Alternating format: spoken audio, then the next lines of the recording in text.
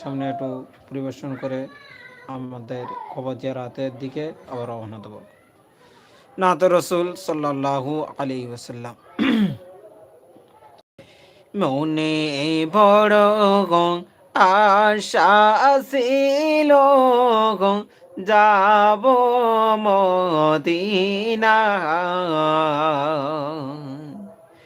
মনে বড় আশা ছিল যাব মদিনা। সালাম আমি করব গিয়ে, সালাম আমি করব গিয়ে নবীর রওজা